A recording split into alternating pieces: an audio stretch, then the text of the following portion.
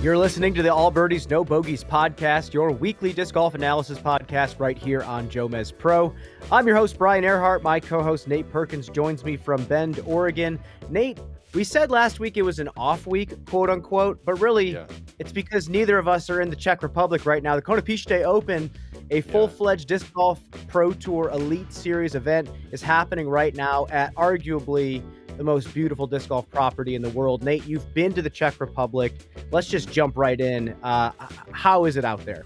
Yeah, man, it's crazy that this is the first actual disc golf pro tour branded event there, because I always felt like it was one of the staples of European disc golf. And go back to the year 2016, which was already just a pinnacle year for the sport. Like, the Disc Golf World Tour had started, and it was the same year that the Disc Golf Pro Tour launched with Steve Dodge's tour, and UC Maresma was behind the Disc Golf World Tour. And of course, UC is the man who is behind getting this disc golf course on these castle grounds, which it's one of the places that you're astonished that disc golf is even there. Like, how is it possible that there's a castle and a disc golf basket in the same frame?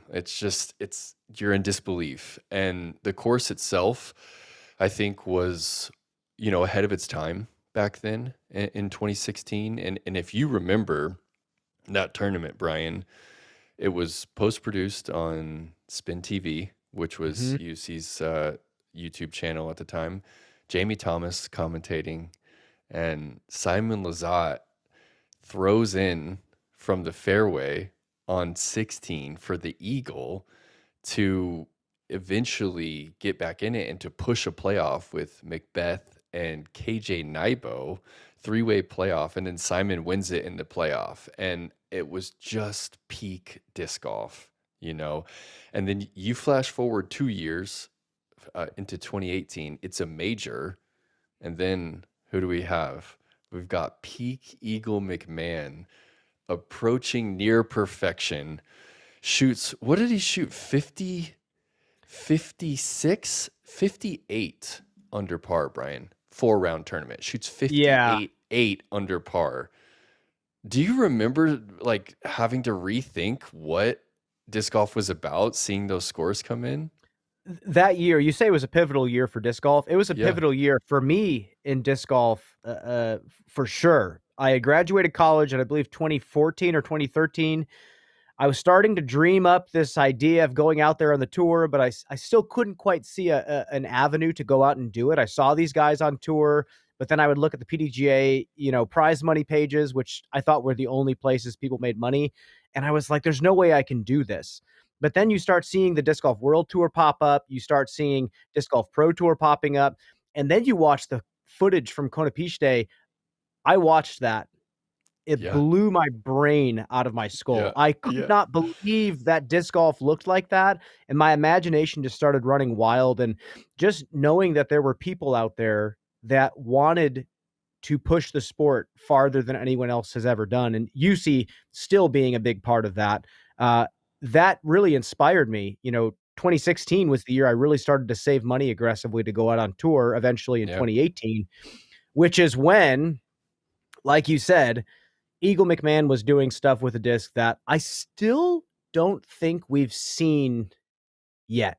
Would you agree? I'm speaking specifically on the forehand side. Have we seen a forehand player like, pre-injury Eagle McMahon? No, not quite. There's players that approach that level of shot shaping, but he those like cloud breakers that he was flipping up, he was throwing it 450 dead straight, like a few feet off the ground. And it looked, as we all know, effortless, So I think that there's a few cats out there that are approaching that, but I and I think everyone else miss the old Eagle McMahon forehand. And that was one of the best just tournaments, period. I can't remember when the Aussie Open was. It might have been that same year when they also approached perfection there. It was just it was making everyone question, the game. They were like, is our game too easy? Like, this is insane. They're shooting 16, 17 down on, what is it, like 11,000-foot courses. It was unnatural. And, Konopište is, it's on the grounds of a 13th century castle, extremely well preserved. It survived World War II, so both wars, and it's about a half hour by car or like a 40-minute train ride. I was staying in Prague, and I would get on the train and it would drop you off, and it was a short walk to the castle. It was like 40 minutes. And Prague itself is, one of the, most beautiful kind of medieval, well-preserved historical cities in Europe. It was also one of the main cities that didn't get bombed during World War II. So all the amazing, we're talking like 13th century, like late 1280 castle in town, and all these cathedrals and, cobblestone streets. And I was just going to like underground, like jazz clubs and listening to music. There's a great music scene there. It's a destination. I went for the disc golf at the castle, but then I fell in love with the city. And I hope all the disc golfers there are kind of getting back into town and soaking up what Prague has to offer. I heard, I have not been there, unfortunately, but I heard that they have kind of the equivalent of the Costco hot dog over in Prague. I heard culturally they work very hard to keep beer at very cheap prices. Is that true?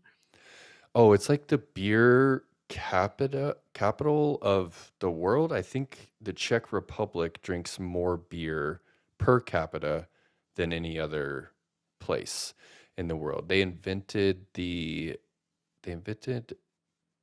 what's the not the lager, the Pilsner. Hmm. The Czech Czechoslovakians invented the Pilsner. They down beer. I'm not sure about the hot dog though. I missed out on that one. Well, no, I'm more saying the Costco hot dog is more figurative, because Costco says, you know what, everything else can rise up in price, but the Yeah. Costco hot dog stays Oh, the 150. beer, the beer staying in the Yeah. price. I'm with you. Yeah, the beer is cheap. Honestly, everything is cheap there. It's a great city. Um, yeah, it's amazing the places that disc golf will take you. Talk to me about the course itself. When I watch hmm this course on camera, the land is unbelievable for disc golf. There's slopes, there's uphills, there's downhills. The trees are so mature, the fairways are winding, and it's designed very intentionally to challenge the best throwers in the world, but also to make those throwers put on a show for the people watching. It allows Yeah. these guys to shine and show off the skills that they've gotten to develop over time. What do you like about this track from a hmm design standpoint? Yeah, I think in the year 2016, it was like again ahead of its time, and it Oh, yeah. was it was asking players to throw these shots that were in the air a really long time.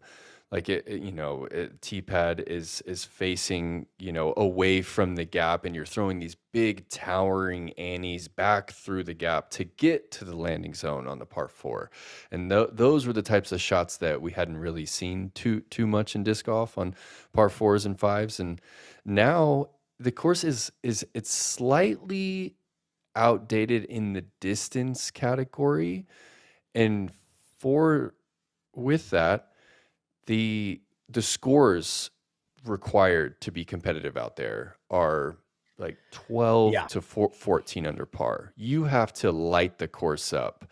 But at the same time, there's not really any gimme holes.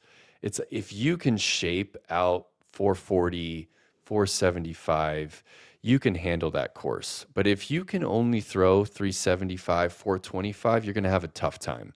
So it's a power course, but not quite comparable to some of the power courses that we see today. And then they're just spectacular par threes, some raised baskets, nothing too technical, but these slight downhill shots. The 18th I'm thinking of, hole one I'm thinking of, it's just Mhm. like slight downhill enough that you can throw a mid or even a putter but you just have to get the nose angle right. And it's just a little bit of artificial OB that it can punish you if you get the angles wrong there, but a pretty pure course overall. Let's talk about artificial OB. Because we're again talking about roped off OB, white stakes, blah blah blah. There's a lot of it on this course, but when I look at the caddy book, when I watch the course on camera, it doesn't frame everything. Yes, hole 1, the OB is all down the left side, but it's very intentionally done. It kind of bubbles out towards the green just inside circle 2. But you watch the decisions that the players make all across the board. You have these guys throwing flat and overstable down at the reference tree on the right, trying to crash it in bounds. The risk obviously is missing it and going left OB. The best shot is kind of like a slow drifting backhand turnover towards the basket. 400 feet, 15 meters of elevation drop. I think it's just a perfect starting hole. But then you go right back uphill, completely opposite shot. You're taking a distance driver, blasting a push hyzer through a gap to set yourself for a tricky angle up to the green. And it continues like that. There's a hole where the ground is completely sloped like this, makes it absolutely perfect to yam a roller on this par 5. Totally eagleable if you get yourself in the right spot. That's the But shot again, there. the shot to get the eagle on the second is just a massive, aggressive downhill push hyzer yet again.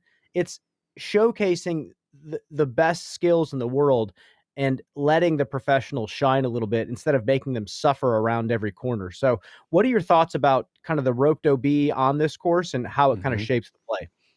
No, it's tastefully done. It's not overdone. They could have, staked the whole thing up. There's some spots where you really have to get the angle right and you have to execute, or you're going to be OB and there's not going to be any scrambling. And then there's a lot of spots where you can throw a pretty bad shot and go pretty far off the fairway, not be out of bounds, and still have an opportunity to score. And I think that's a part of the Yeah. reason why we see those numbers push into the double digits pretty often, but I think it's okay. I think it's fun to watch people throw, 13 like power drives. And yeah, they did a great job out there. I don't think that the course, needs to change too much. I say outdated, but only in the original intention of it was to make it unbreakable. UC's like, I'm prepping this course for Simon Lizotte. And now there's a lot of people that can throw over 500 feet on a regular basis. So I don't think it needs to change. I love the course. And, we're recording Saturday morning here. So we are through 2 rounds. And I've been trying to watch as much as possible. FPO is a little early for me on the West Coast. So I caught the end of Kristen's 11 under, 10-11 rated today to take a 5-stroke lead, 6 over Silva. But did you see what Nicholas did? He got the last 10 in a row to finish. He gets the last 10 in a row to finish, and he's 7 back of the Estonian, Mauri Vilman. Mauri went 13 down and then 14 down, Brian. And he's only in the lead by 6. I mean, yes, a 6-stroke lead after 2 rounds, pretty good. But you got to go 13-14 to get that. You shoot 10-10 and you're not in the lead. And I don't know. I think some courses, if that's how scoring goes, if, like you said with Eagle, if 58 under par for over the course of a 4-round tournament is what you got to do, people start to talk, the course is too soft, yada, yada, yada. I don't think that's the case with this one. I think that's just how disc golf plays out. And I don't know if you want to make this course any harder. But Nate, real quick, we look at this leaderboard. Obviously, we got the Northwest Disc Golf Championship coming up next weekend in Portland, back in the United States. So not all of the U.S. talent is over here, which is great for us because gearing up for the World Championships, we get to see some European talent shine and get revved up for the bulk of the season. What players, maybe that we don't see in the States all the time, are you looking out for? Is Mauri Vilman one of those players? He has to be, right? He's what, 1035 rated? Second highest rated player. He's the second highest rated player in the field. In Europe. In Europe, in all Yeah. of Europe. Is that behind Nicholas? Nicholas Yeah, at he's like 10, 10. 1044. Mm-hmm. Mauri is 1035. Vino 1031. Tony Farrow from Switzerland is Oh yeah. 1031. And those are the Wow. 4 1030 rated players from Europe. Where's Roland at? What's Roland's rating? Okay, 1022. Yeah, another Estonian that he's one of the kids that comes to mind. And, there's a couple Anis from Finland that we Mhm. were watching last year on a bit of the European swing, Ani Rusanen, and they have what it takes. I've seen Rasmus Sakaripi play a couple times in person, and he still hasn't had that kind of career moment. He hasn't really turned in a full tournament, but he's got a high ceiling. There's a couple Swedes. Augustin is a European champion. He's a name that comes up, and man, the thing is, Brian, is like, and I want to ask you, is it possible? Is it possible that a seemingly unknown European. I mean, we know a lot of these guys, but they're, a lot of our fans on Jomez Disc Golf Network, they've never seen some of these players. Is it possible for a name in that realm to win the World Championships this year in Finland? Like, can that happen? Can it happen is a very broad question. The answer to that is yes. Will it happen? Extremely low percentage, in my opinion. We watch this play out week in and week out. So many talented players in the field, just in the United States. You go over to Finland, there's 12-year-olds that are going to outthrow you by 50 feet. I've seen it. It's ridiculous, the talent that's growing over there. But the crowds, the cameras, the pressure, I don't care what country you're from. I don't care what continent you're from. You're going to feel that. And I don't think anybody is exempt from that. And the reason why I say no at the World Championships is because it's 5 rounds. A DGPT elite event, 3 rounds, easily. We could get Ani Rusanen, Ani Armanen.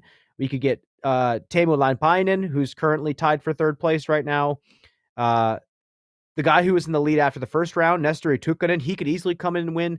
But that's the thing with those 3-round tournaments. You can have just a great weekend and win the tournament. Or you could have a phenomenal 2 rounds and then have an average 3rd and win the tournament. But for 5 rounds, you can't do that. So that's why I say that.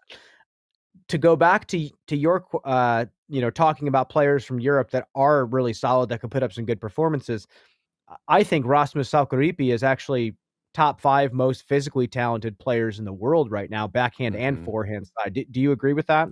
Yeah, he's got a ridiculously high ceiling. Definitely one of those guys. We were talking about the McMahon forehand earlier. It's different, but Rasmus throws further and faster and with more spin than Eagle did.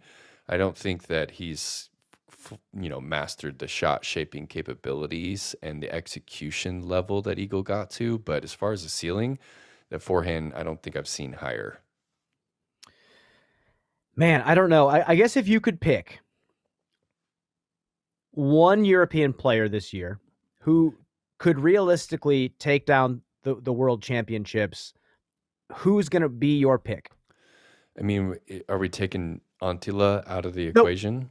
Yeah, Nicholas is out of here. He's gone. He's already won over in the States. Yeah. Man, I want to say that the finish, the home field advantage, I almost think is a disadvantage here. And I say that because I just think that the moment is going to be so big. If there is a Finn on the lead card or the chase card round 4 or round 5 of the World Championships, there's going to be like 5,000-6,000 people in attendance, and you're going to be playing. Are we finishing on the Monster or the Beast? No, we're finishing at the Beast. We're finishing at the Beast. So it's going to be hole 18. We've seen it for years, the European Open. there's just no avoiding the pressure there. And I honestly think if you're the Finn, it's just going to be too much. So I'm going to have to go with one of the Estonians. And, Mauri's obviously turning in a good tournament this Oh yeah. weekend. Good chance to win there. Um, but I'm gonna go with the younger Estonian in Roland. I love Roland's game, and obviously it's 10-22 rated player. It would be historic for him to win a 5-round tournament.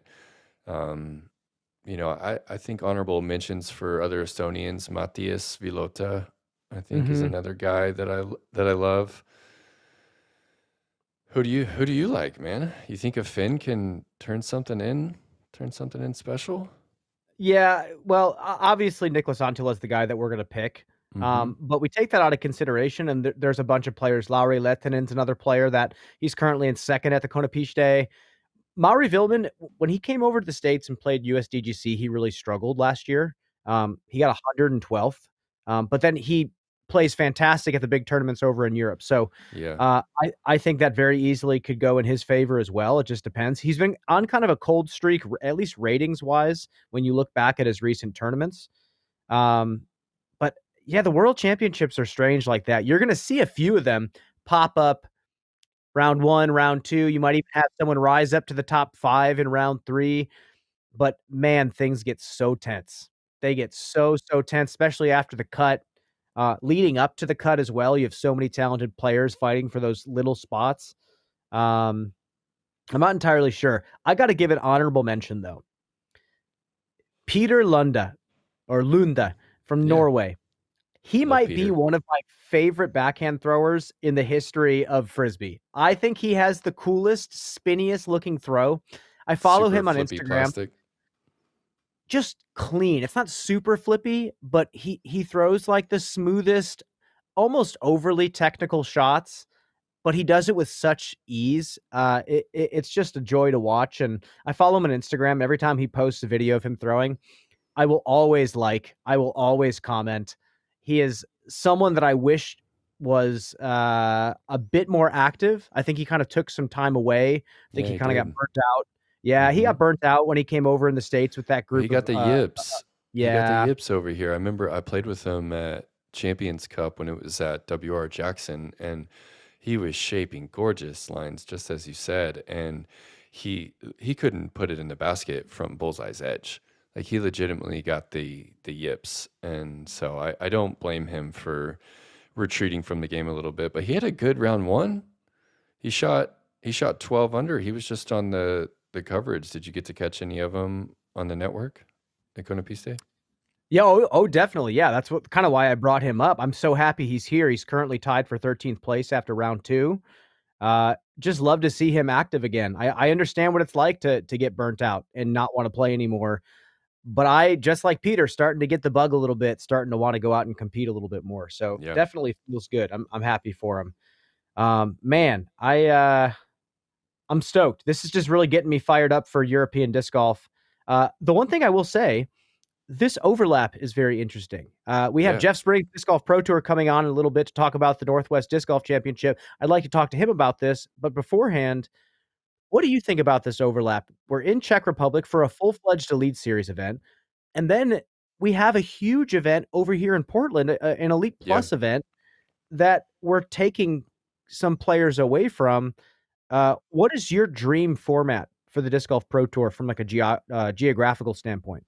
Yeah. I'll touch on the first question first about the schedule this year was honestly a little unfortunate because I think for events such as Konopište and Ale, you really have to make the decision to sacrifice Portland and potentially another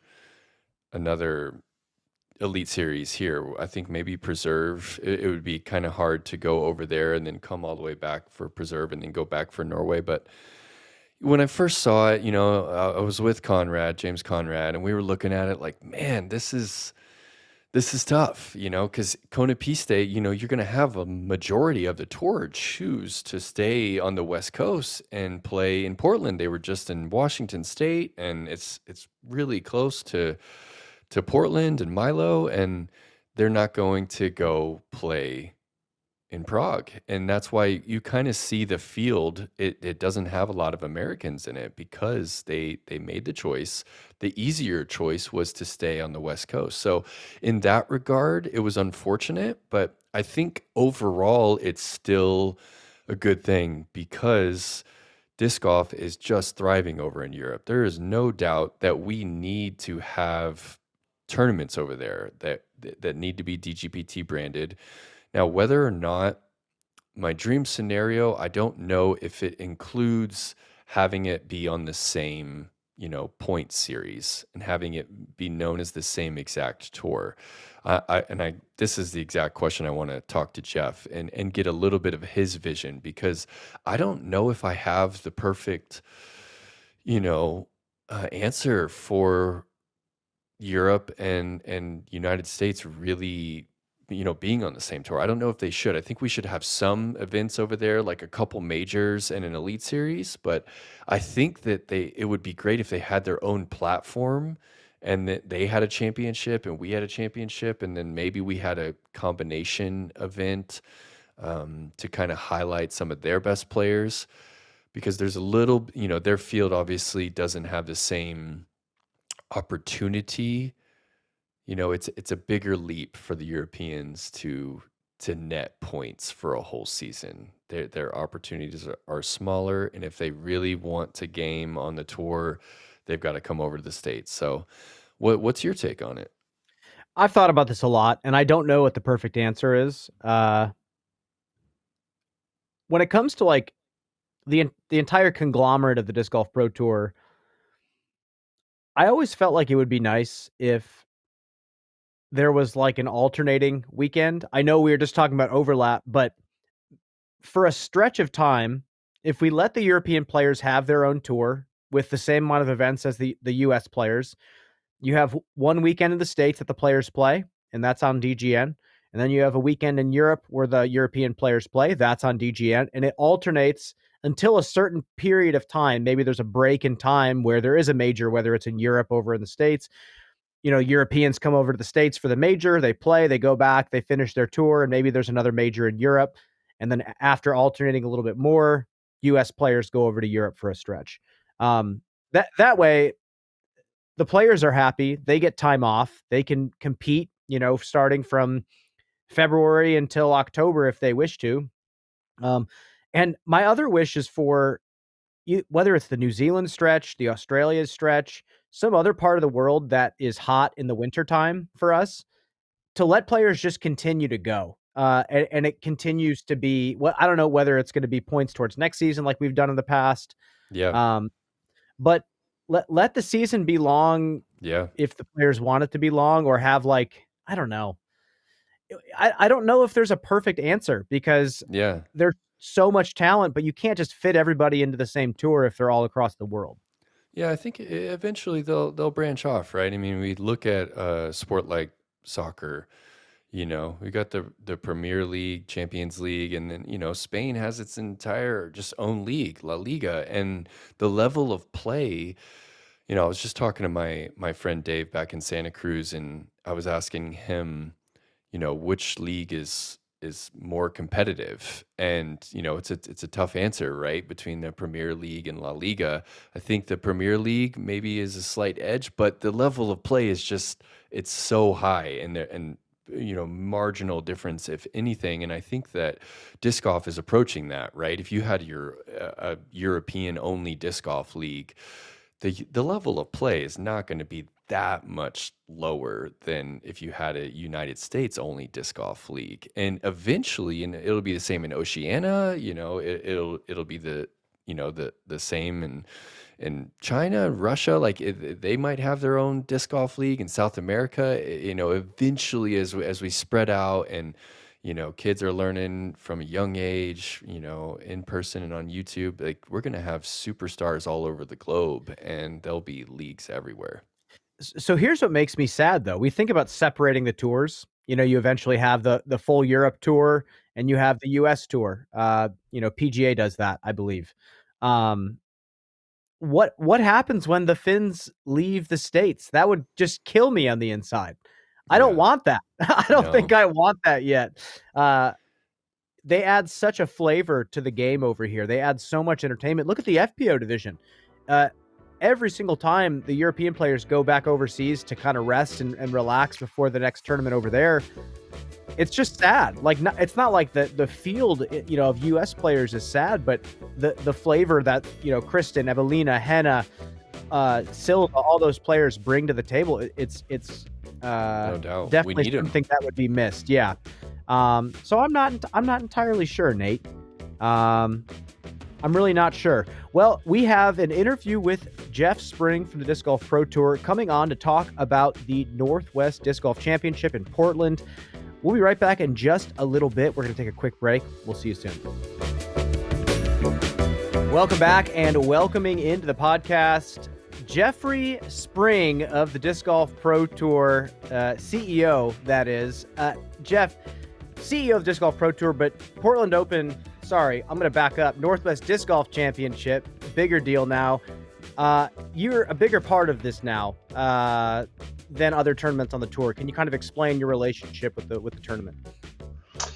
Yeah, I can dive in there. So in 2019, we were coming off of Worlds at Smuggler's Notch, which was the first Pro Worlds I ran. And we decided, I actually personally decided that, Portland, Charlotte, and a couple other markets were good targets. And Steve Dodge owned and ran the tour at that time.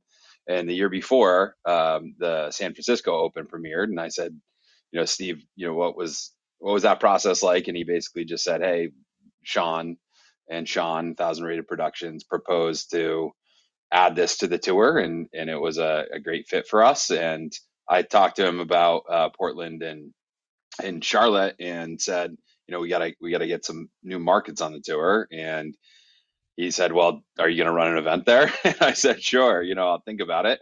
And then this was actually in 2018, and during Worlds, I was talking to Zoe and Dustin, and then Nate and Val. And so basically, kind of came up with the concept of bringing it back to Blue Lake at the time, really, because 2014, I'd been out there. It was like a formative experience for me in professional disc golf, Yeah. seeing, 3,000 plus people, seeing the battle between Paul and Ricky. I think I was caddying for Brinster, and I actually played in the World Championship that year. And I snuck in 1,000 rated around at Milo. Let's go. Hey! So I got one in there. But Jay Spring, 1,000 rated at Worlds. Yeah. And so we basically came up with a plan, and got the reservation at Blue Lake. And at the time, I started an LLC called Spring Disc Golf, and ran the tournament under my own LLC in 2019. Took a loan from my dad to fund it, and kind of took the chance. And it was a great first year in 2019. On the way to that, the tour was kind of coming into some financial hardship, and looking for recapitalization. And Steve was a little wishy-washy, made me a little nervous on the way out to Portland that year. But we did get there, and we did the tournament. And Bevel was out there pouring at Blue Lake, and Drew Gibson, I think Katrina ended up winning. It was a crazy finish.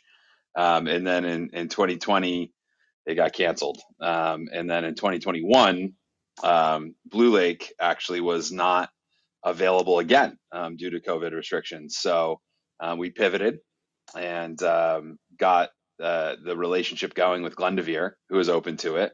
And from there on out, happy to dive into the rest of the history, but I don't want to keep droning on either.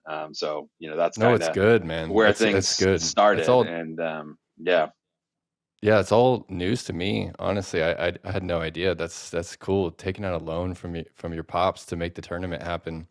Well, we do have a lot to ask you about, Portland.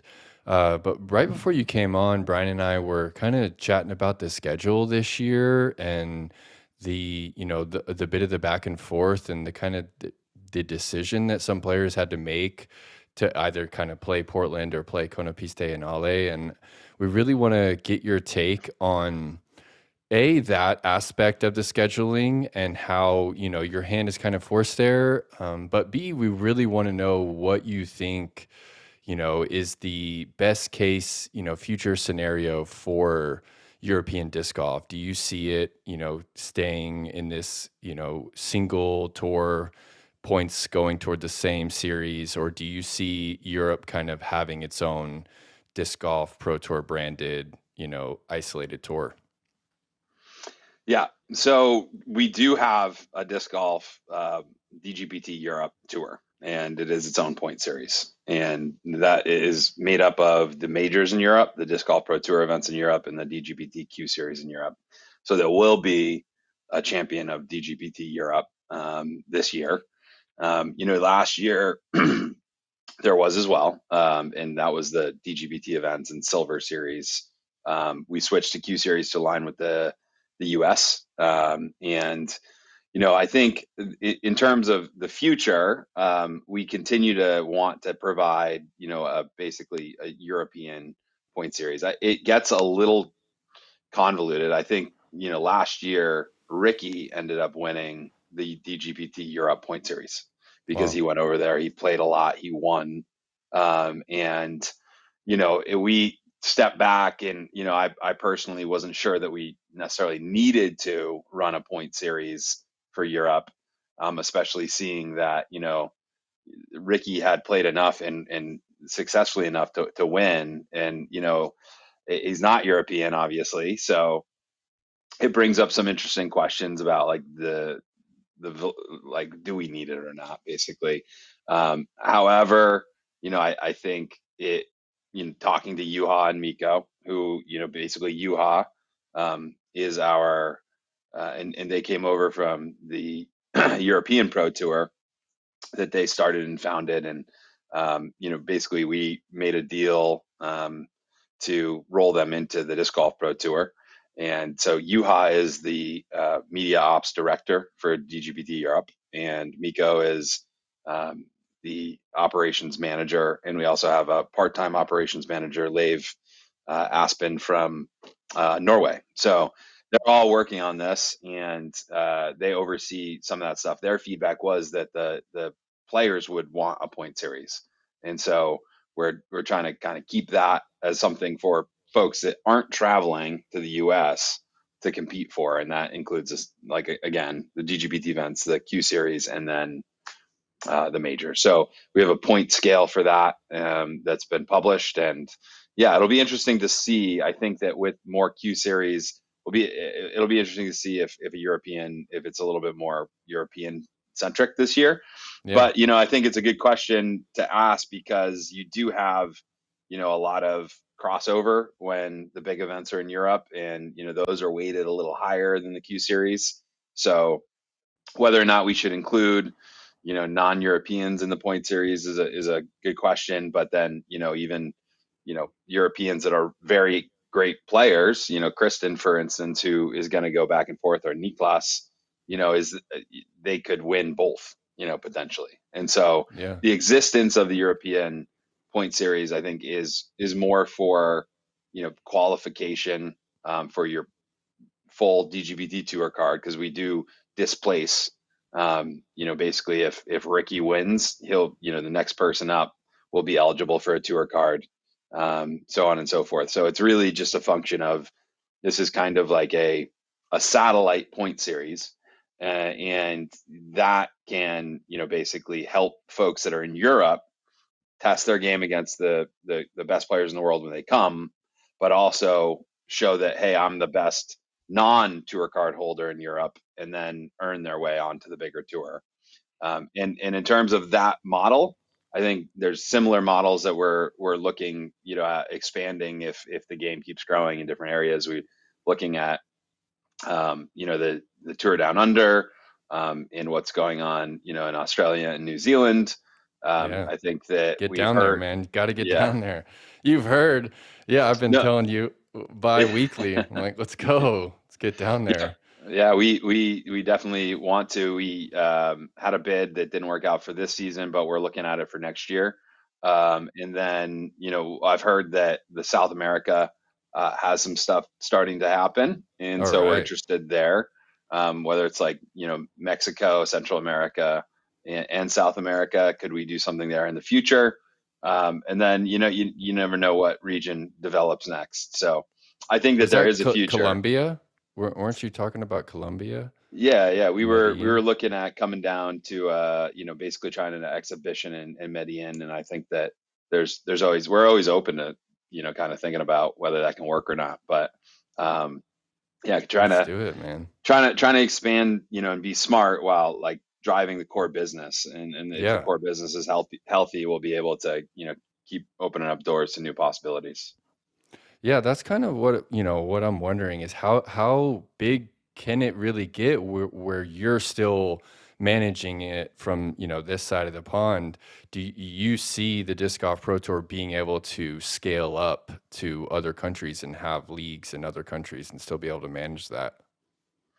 Yeah, I think it's all about, local oversight, and Juha, Miko, and Lev have, basically that for DGPT Europe. We're not deploying like right now, like we're not deploying anyone from the US over for Konopište. So Wow. we've got Juha, and we've worked with him develop his team, working with MDG, working with the LOCs on the ground. But in the planning meetings, we don't, have to travel for the planning meetings, but we're planning with the European team and with the LOCs, making sure that like the repeatable processes that we're creating for the tour are working over there as well. And so, yeah, I mean, I think right now we don't have a European entity, and at the end of this year, we're making an assessment on whether or not we will stand up a European entity that is, basically a business in the EU, and that could grow, kind of on its own, under our oversight. So. All right. And as far as, events such as Konopište, Ale, how do you make the distinction still this year that, hey, this is a Disc Golf Pro Tour Elite Series tournament, even when you're almost forcing the player to choose between, one of your premier events in Portland, or, this prestigious Konopište event? Yeah, I think that like the split of the tour is something that we expect, and that I welcome. I think that as we get to Ale, you'll see a bigger split. And even some players dropped out that we expected to have a decent split, and so we'll see. I think that the field is strong enough that if we have half the field going over to a European event and half in a US event, that's great. And that's, Still I plays. really, yeah, Yeah. exactly. I enjoyed it last year, watching that happen, and seeing, really valid and deserving winners in both tournaments. I don't expect like folks to necessarily jet set back and forth, to the tournaments, but this brings up kind of the strategy in regards to scheduling, because we this year will be the biggest European swing ever, but it will also probably be bigger than next year and the year after. It's really driven that there's two majors and there's worlds over there. And it is, I think it's expensive both ways, for players in the US to travel to Europe, for players in Europe to travel to the US. But the reality is that we're investing in a growing market, and the European market's just not as big. There's not as many, tour card holders. I think we're working on that, and this blend will, let us figure out, where the skill sets, how they compare, between Europe and the U.S. But I think we're going to read and react to that kind of stuff, but I don't think we'll have as big a European swing next year. The main thing is that we have a lot of event teams that are big stakeholders, and that we just are looking at the schedule on the weekends, and how the from the player's perspective, from the event perspective, and from our tour perspective, what works for everybody, what works for our business. And we've definitely found that, if we're going to roll out the entire DGPT brand and do live coverage, we are going to only do one event. So we're not going to double up, on the same weekend, at least for the time being, and split viewership. We're going to, need to have, a great event team. And also we can't do it necessarily every single week. I think the players gave us that feedback. Our team gave us that feedback. The scale of our business is not really set up so it's sustainable for us to go live and prepare to the standard that we want to keep pushing every week. And so, that what that means is that some events are coming off the tour, going on an every other, type of cycle, or may be gone for a few years and come back. And there's a lot of great venues in Europe too. And so the question is, do we just do 2 to 3 events in Europe and then, kind of leave, a big event out? Or do we offer that event, and let people choose? And so those are the type of considerations that we have in the schedule. And to me, it was like, hey, do we do Konopiště or not? And I think doing Konopiště is better than not doing it, at least this year, on the 2-year cycle that they put out there. So we're excited, to see that event, and it's looking great so far. And I think that, the question isn't like, hey, can you make like 10 weeks of all European travel and just make one block?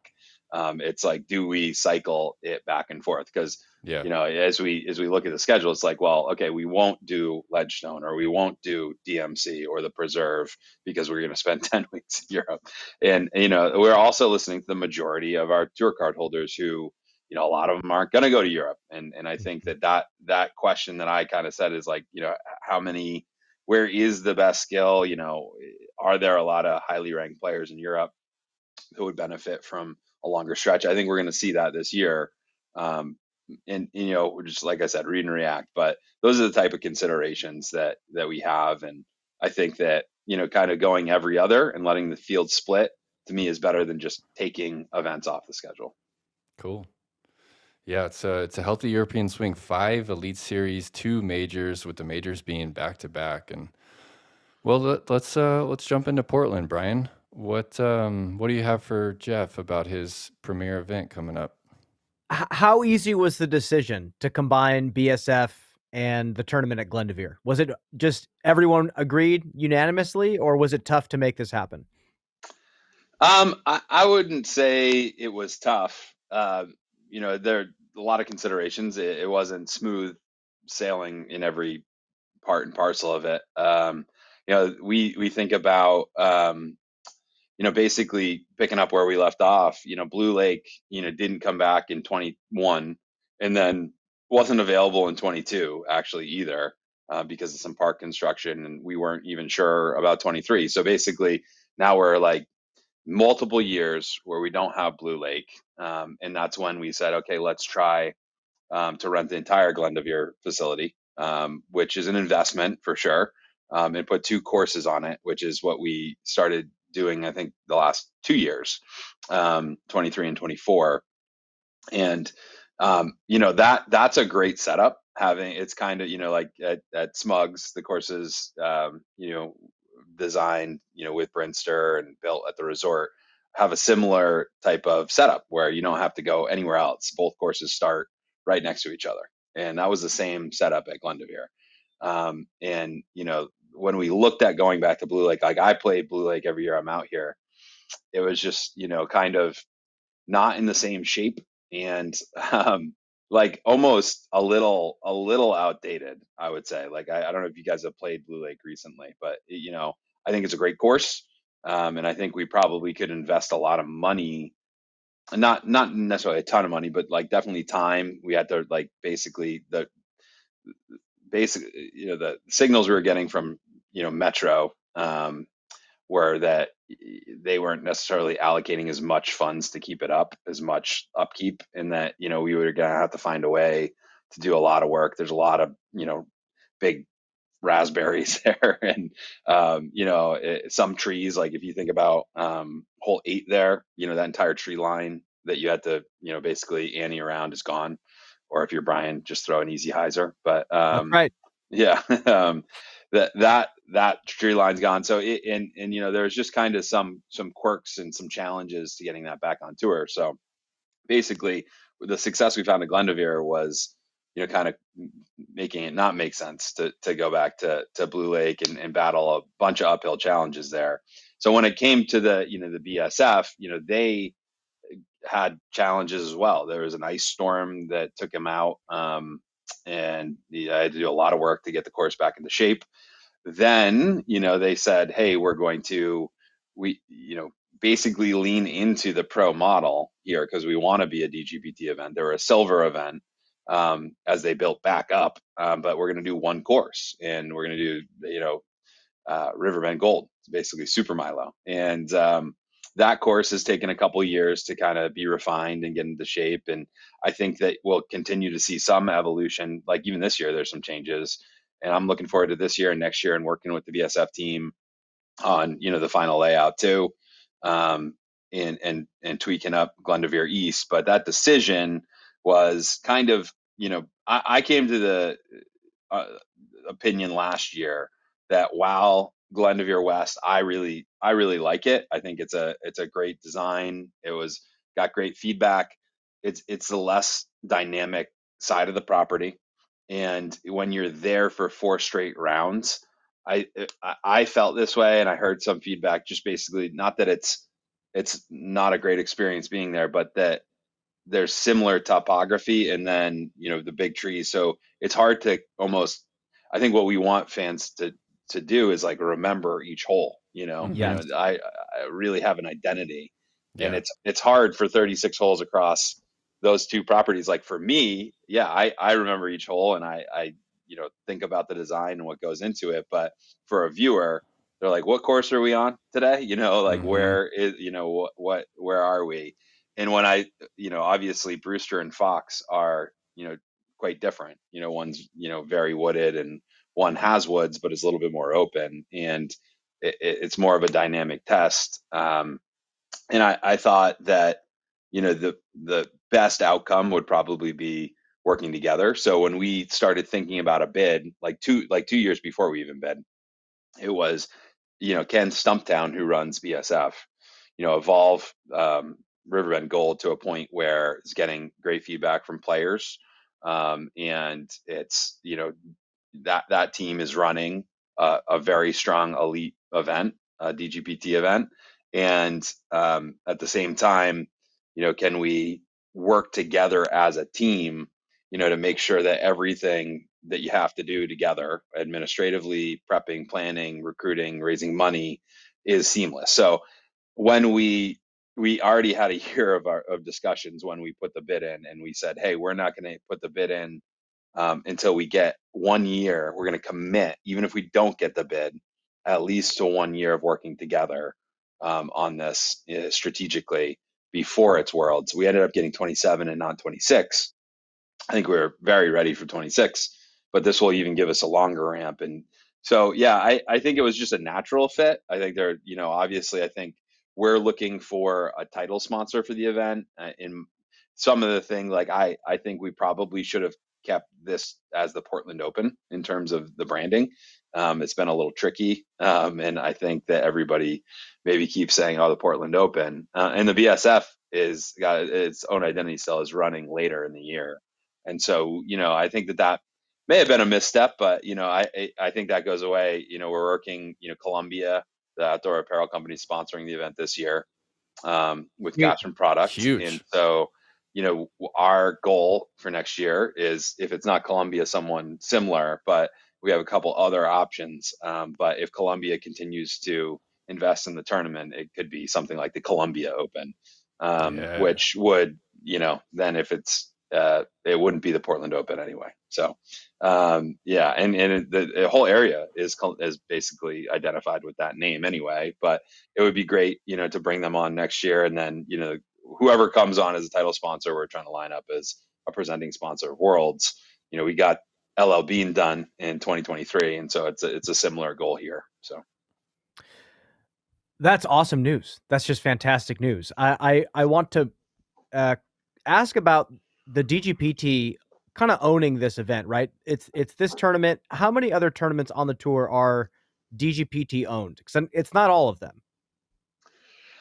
No, it's not. I think that we found that with the progression of investment in tournaments where, expense budgets are getting up to $500,000 and above, that it makes sense for us to own and operate more and take some of that risk off of local clubs sometimes that aren't necessarily in a good position to make big investments. If you look at the future, I think we have invested a lot in working with destinations, municipalities, like destination marketing organizations, conference and visitors bureaus. And for instance, in Portland, we made a marketing investment and have the Northwest Disc Golf Championship on, I think like 20 plus billboards around town. We're making a big investment in the property at Glendevere. And so there's more exposure, and certainly the disc golf wouldn't be at Portland at Glendevere without the tour. And it's been a great relationship because it's engendered, I think, the assistant superintendent Nathan has a great course that he utilizes called the Veer year round, and it's on 9 West, and that sells out, and so the general manager there, Kevin, who we got a great relationship with, is able to basically activate more disc golf because it's successful and because he knows, hey, we're partners now working towards a world championship.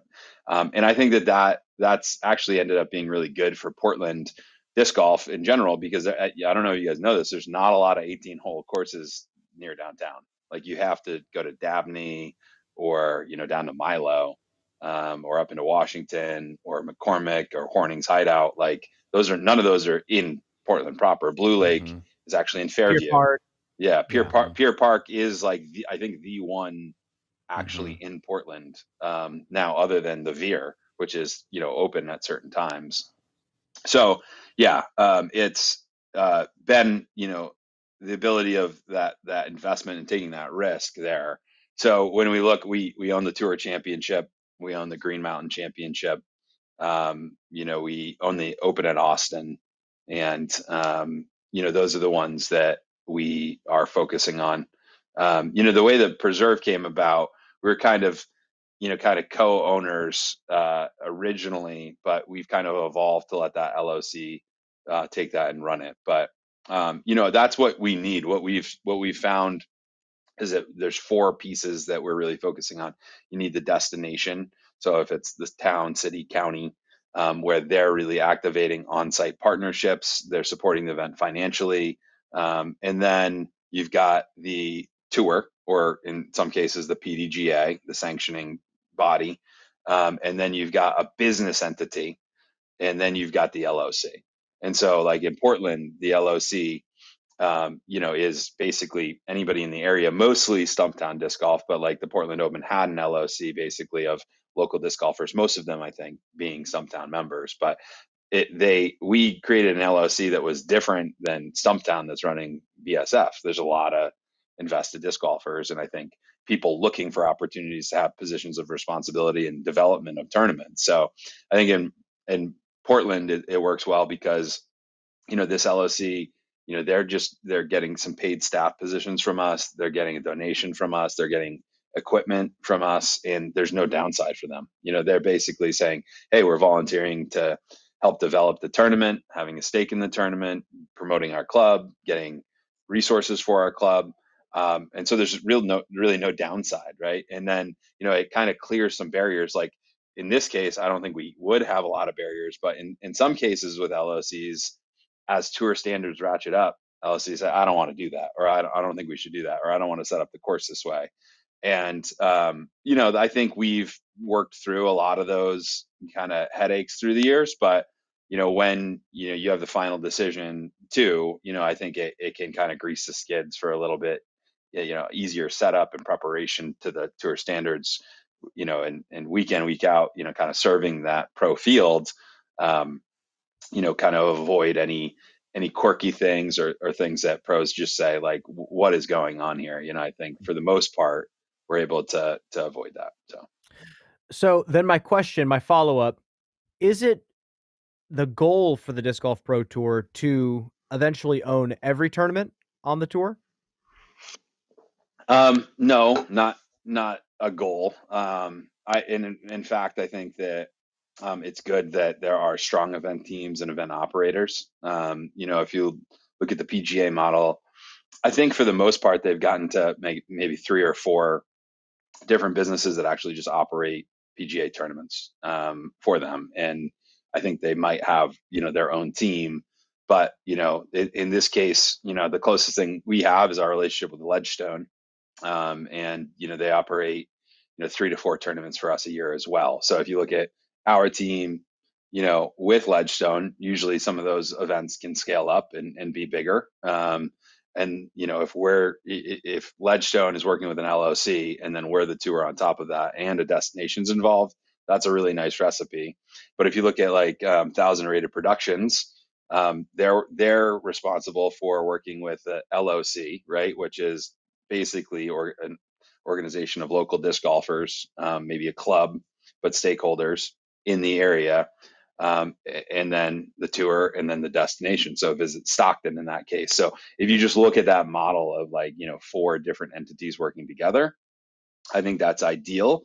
But in some cases where we have a meaningful stake in it, or we're developing a certain, metro area, we have enough bandwidth to do a certain amount of events. Say, if we're going to do all of them, we would need a much bigger team, because basically we're looking at, like, I can't be out running an event, every week. Brian is actually, I've handed the TD off to Brian because Brian Cole, our VP of Tour Operations, is actually a local in Portland. He used to be the president of Stumptown Disc Golf. And when I came out in 2019, I came out in like 2018, right, to prep for it. And, went out, and I still remember going out to some food carts and grabbing some beers with Brian and Seth Seaman, and Seth is still like the treasurer of Stumptown, but Brian was the president of Stumptown. I said, hey, we want to do this. How do we work together on it? And I was just like, hey, I've got a green light from the Disc Golf Pro Tour, but I'm going to do it personally. And so, like in that instance, like it was great to get the club involved, but Brian then transitioned into the Disc Golf Pro Tour staff and has now elevated to running the tour operations for us. And so he has his hands on this. He's got all the details. I'm serving as the event director, which is basically, bigger, higher level partnerships, ancillary event planning, and, and I'm also overseeing the final design. And so like Brian's doing a lot of the stuff on the ground, volunteer recruitment, setup, all the work on the course that needs to happen. So you're laying out OB. You're on the ground right now. You got some OB to lay right today, don't you? That's right. Yeah, I started marking yesterday. Evan Spur, who's our competition manager, was contributed to this design as well, and he's not here this year, so he had to take a week off, but he'll be back next year. He's been grinding, so I said it's fine. But he usually you're out there flattening the tee pads too. No, I'm not, but I have in the past. Not this year. We don't have that big of a lift with just Glendower East this year, but there are a lot of greens and bunkers and OB to mark. And on Glendower East, we basically philosophically were trying to avoid a lot of OB originally, and as we basically have watched the holes and the scoring, evolve, because year one with a hole, and I see this all the time. if it's a difficult hole, players, score worse, and they come back year 2 and they score better just because they've had another rep. And that keeps happening. And so, this year we are bringing in a few more OB lines for a couple of reasons, just to punish really bad shots. It's not like the definitive feature on really any hole, where you're like playing with an OB line, but just mostly like punishing really errant shots, and to really put a line where these big crowds, can go somewhere and not necessarily have to scatter. So yeah, it's funny. Glendower East, like every hole is, it's a very unique property. It's like a diorama, like you can create this hole and then surround it and people can watch it. It's really cool. So It's a yeah, just premier course, man. I think it's one of our best golf courses that we visit, and For sure. yeah, just how close it is to the city, and the massive trees out there. It's takes a little bit to kind of get used to the scale of it, seeing the disc fly through the trees, and I yeah, mean, it the makes everything look closer than it is. I threw a mm-hmm, shot mm-hmm. yesterday and I was like, man, I thought I was gonna be well beyond that tree and I didn't even reach it. It's Yeah. just like, and then I was like, Now oh, the that's like scale's off. that's Yeah. 400 feet away. Yeah. Yeah. Yeah. It's a premium property, and the combination with Milo McIver is, I'm excited to see some of the changes out there. I think that they still have some tweaks, and I do wish they would bring back some of the like really techie shots. When they turned it into that Riverbend Gold, we lost some of those shorter holes, which I felt like were some of the classic holes, and just part of the 36 that we played out there. So I'm excited to see what changes come there. But Brian, what do you think, man? Should we let the man go, or you have some more stuff for him? You know what? I think we can let the man go, but I will say I am stoked. I saw Ricky playing it the other day on Instagram. It looks like the Evil Genius hole has changed, and the basket's no longer on that island. They've made it an eagleable par 5, which I think is going to be really exciting and dynamic coming down the stretch. But yeah, Oh, Jeff, don't thank you tell so Luke much for Humphreys joining us. that. Yeah, that's Hey. That's 18 now. They Oh, took, is it? They took yeah, exactly. Yeah, they added Yeah. a different hole in, and so last year's 18 is gone. It's just the warm up area. Okay, that's great. It's a great spot to finish. Yeah, that Humphreys Gannon Burr battle down the stretch was that was wild. But There's been That was wild. a couple of those, yeah. yeah.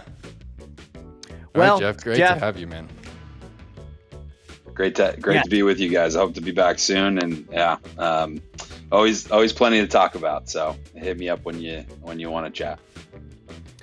Oh, we will. We will see you in a little bit. We'll be right back.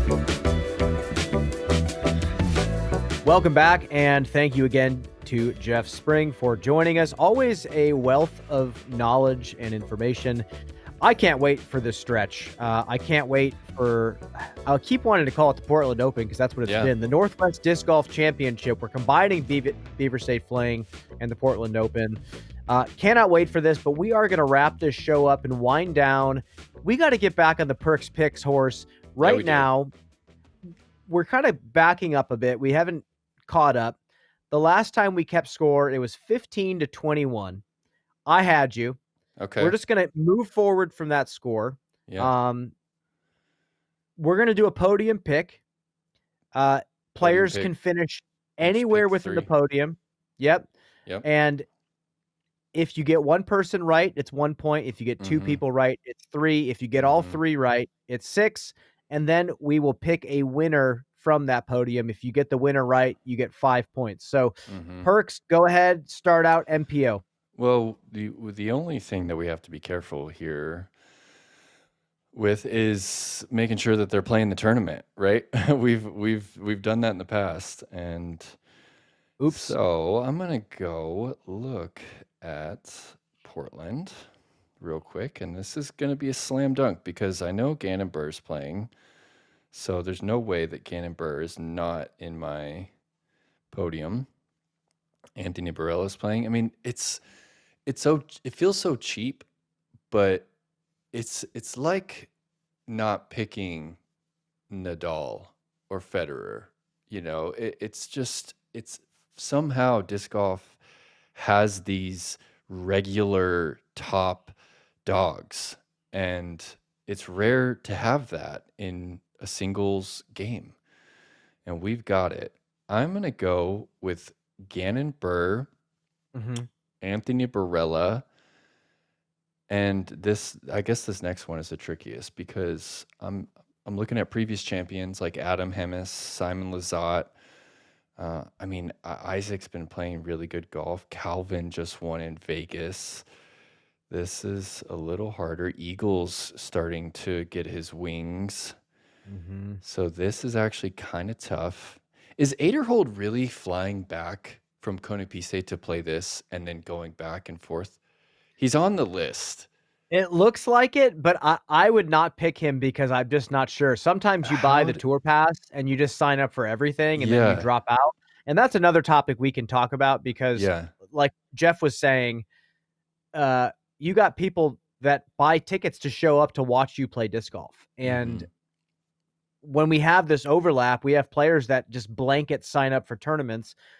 I'm not sure. I'm not going to pick him. Yes, he's on the list, but yeah, that'll be a trip. If he does that, we have to talk about that. And honestly, I think we have to interview him. I'm going to go Simon Lizotte. Sure. He just found the magic in Shelton. He's a previous champ out here. There's a lot of just premium lines out at Riverbend Gold, you know. So I'm stoked on that. And FPO, Kristen is not playing. So highest rated player in the field, Holland Hanley, slam dunk. Missy Gannon, slam dunk. And then I'm going to go with Paige Pierce. She has also found her wing. She's found her confidence. She's defending champ. She's been playing great last couple of weeks, Shelton and Cascade. So there you have it. In that order, too. Champions, Holland and Gannon. Okay, so Holland is going to be your champ. Gannon is going to be your champ. All right. Again, for the podium picks to count, they just have to be in the top 3. Okay, my turn. All right.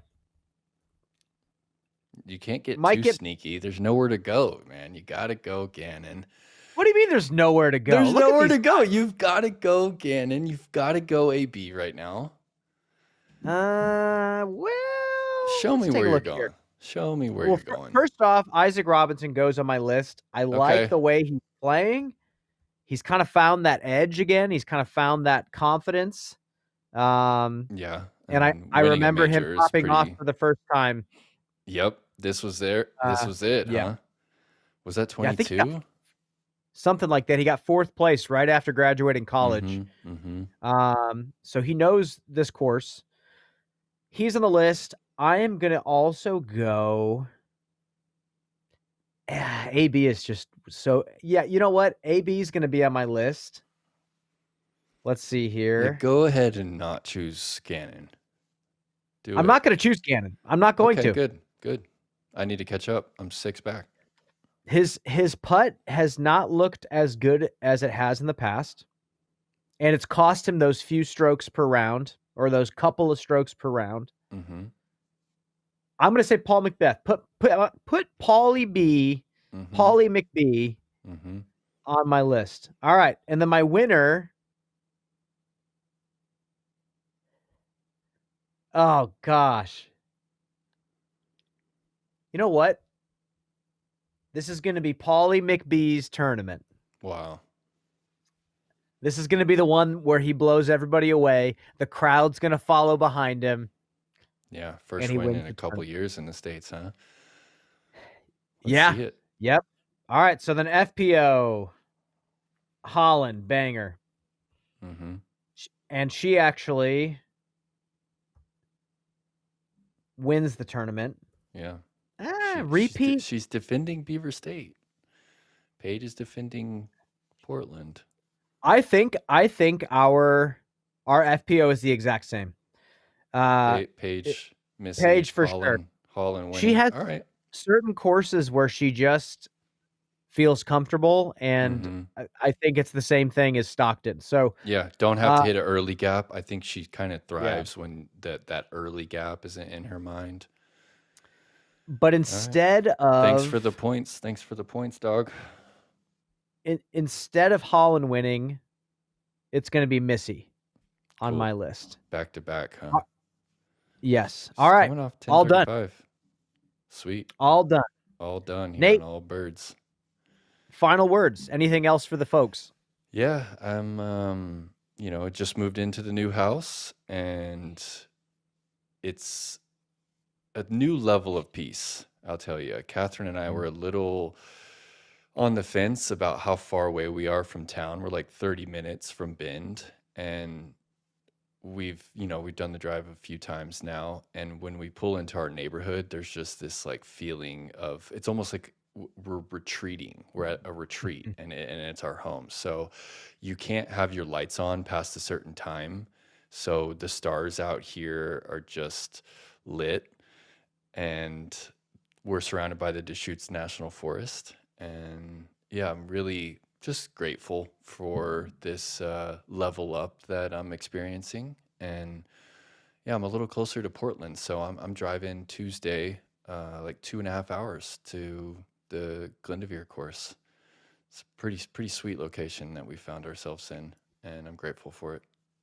This is an interesting year for both of us in regards to not being on the tour, living out of your car for the first time in a long, long time. I think this is Yeah. after 7 years for me. This is season 8, Yeah, and I'm finally not living out of my car. So yeah, man. yes, peace, Lived out of the van for a long time.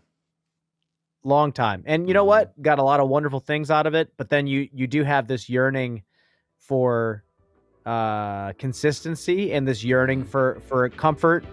And I'll never take running water for granted ever again. Yeah, It is such a luxury to be able to turn a sink on and just let it go. I love doing dishes. I do. I don't like doing dishes in the van, but I really enjoy doing dishes with on-demand hot water and pressure. It's good. Man, technology, what a thing. Well, with that, we're wrapping it up. Great show here on All Birdies, No Bogeys.